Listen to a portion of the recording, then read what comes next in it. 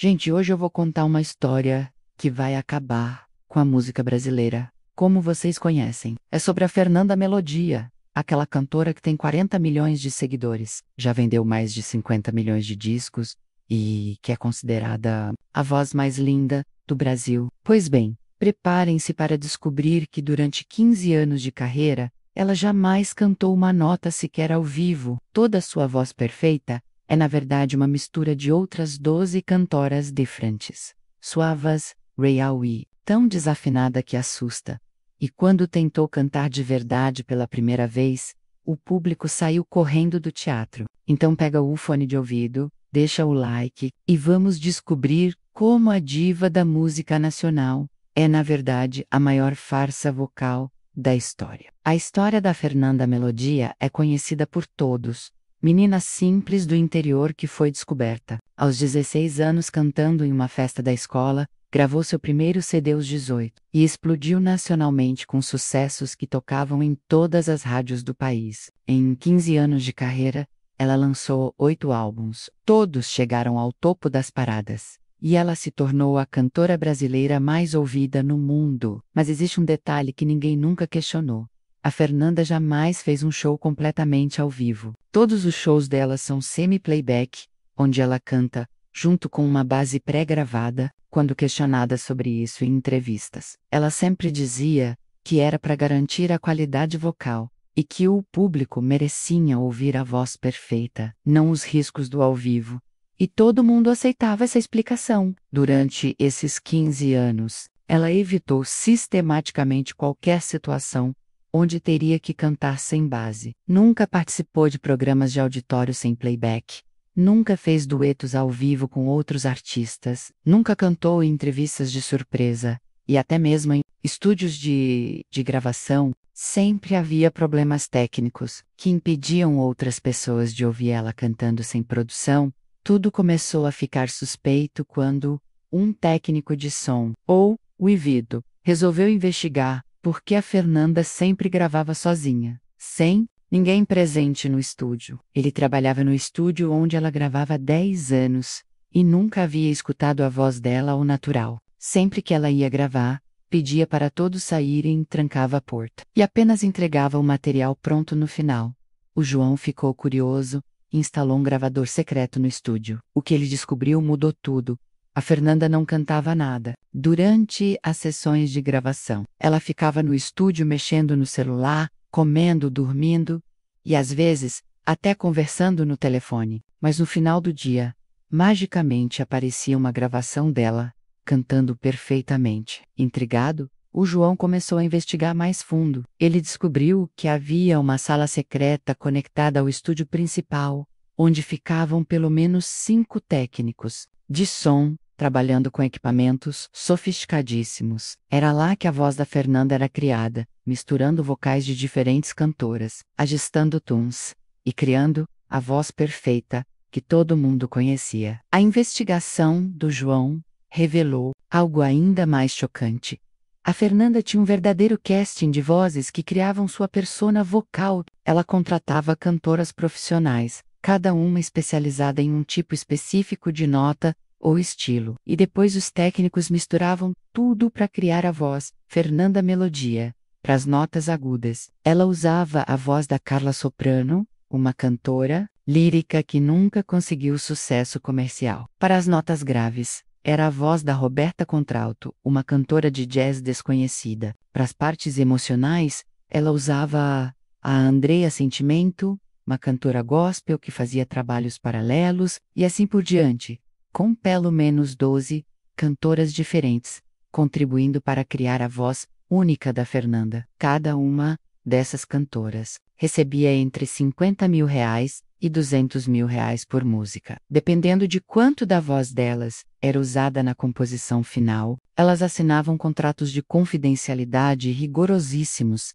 e eram proibidas de revelar que trabalhavam para a Fernanda. Era um esquema de ghostingers em escala industrial. Mas João queria descobrir como era a voz verdadeira da Fernanda. Ele conseguiu gravar secretamente ela cantando sozinha quando pensava que ninguém estava ouvindo. E, gente, quando ele me mostrou essa gravação, Eu fiquei em choque. A voz real da Fernanda é terrível. Ela é completamente desafinada, tem um timbre estridente que machuca os ouvidos e não consegue sustentar uma nota por mais de 3 segundos. Na gravação, você pode ouvir ela tentando cantar seus próprios sucessos, mas parece mais uma pessoa fazendo karaokê, bêbada. Ela erra a letra das próprias músicas, não consegue acertar o tom, e em alguns momentos você pode ouvir ela mesma rindo, de tão ruim que estava soando. Era como descobrir que Beethoven na verdade era surdo.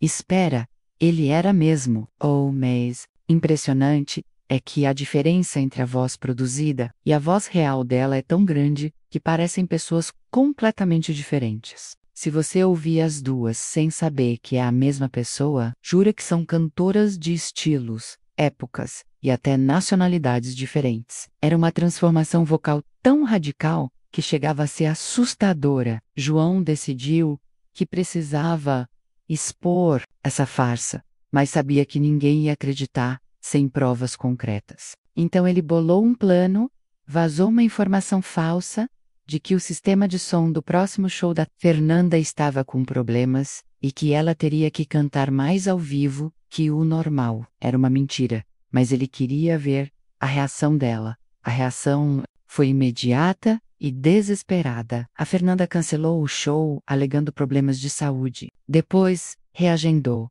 Mas novamente João espalhou rumores de problemas técnicos que exigiriam voz ao vivo. Novamente, cancelamento por rouquidão súbita. Na terceira tentativa, ela finalmente aceitou fazer o show, mas apenas depois de receber garantias por escrito de que o playback funcionaria perfeitamente. Mas João tinha um as na manga. Ele havia combinado com o técnico de som oficial do evento para acidentalmente falhar o sistema de playback durante uma das músicas. E foi exatamente isso que aconteceu. No meio da música mais famosa dela, o playback parou e ela teve que cantar ao vivo pela primeira vez em 15 anos de carreira. O resultado foi catastrófico. Sua voz verdadeira saindo nas caixas de som fez metade do público pensar que era algum tipo de pegadinha. Algumas pessoas começaram a rir, outras ficaram constrangidas e muitas simplesmente levantaram e foram embora. A própria Fernanda entrou em pânico, saiu correndo do palco e nunca mais quis falar sobre aquele show. Depois desse episódio, João começou a investigar como era possível que ninguém na indústria musical soubesse da farsa e descobriu algo ainda mais chocante. Todo mundo sabia. Produtores, gravadoras, organizadores de evento, outros cantores, jornalistas musicais, todos sabiam que a Fernanda era fake, mas mantinham um segredo, porque ela movimentava muito dinheiro. A gravadora dela faturava 500 milhões de reais por ano, só com os produtos da Fernanda. Ela vendia milhões de discos. Seus shows lotavam estádios e as marcas pagavam fortunas para ela fazer comerciais cantando. Era um negócio bilionário, baseado numa mentira, mas ninguém queria acabar com a galinha dos ovos de ouro. Mais perturbador ainda, descobriu-se que várias outras cantoras famosas usavam esquemas similares. A indústria musical brasileira estava repleta de vozes falsas criadas em estúdio, cada uma com seu próprio casting de ghosting. Era uma epidemia de falsidade vocal que contaminou a música nacional. Quando João finalmente vazou todas as evidências que tinha coletado, o impacto foi devastador. Os áudios da voz real dela circularam nas redes sociais. Os contratos com as ghostingers foram expostos e até mesmo gravações dos bastidores dos shows mostraram ela fingindo cantar enquanto o playback tocava. A reação do público foi de revolta total. Fãs que haviam gastado milhares de reais em shows, CDs e produtos oficiais se sentiram traídos. Muitos queimaram discos dela em praças públicas. Outros processaram a gravadora pedindo reembolso.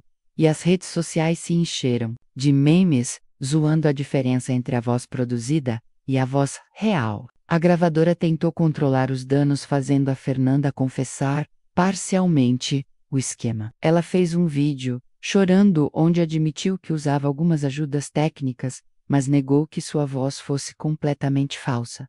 Mas era tarde demais. As evidências eram claras demais, e o público não estava interessado em desculpas. O escândalo não destruiu apenas a carreira da Fernanda, mas abalou toda a confiança na música brasileira. Outros cantores começaram a ser questionados sobre a autenticidade de suas vozes.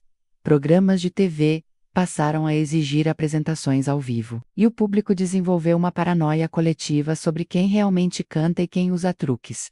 As 12 ghostingers que trabalhavam para ela finalmente puderam revelar seus talentos, várias delas lançaram carreira solo e se tornaram mais famosas que a própria Fernanda. Ironicamente, as vozes que realmente criaram os sucessos dela finalmente receberam o reconhecimento que mereciam. A própria Fernanda tentou fazer uma reinvenção da carreira, lançando um álbum 100% ao vivo para provar que conseguia cantar de verdade. Mas após anos usando apenas a voz produzida, ela havia perdido completamente qualquer técnica vocal que pudesse ter tido. O álbum foi um fracasso absoluto, vendendo menos de 10.000 cópias.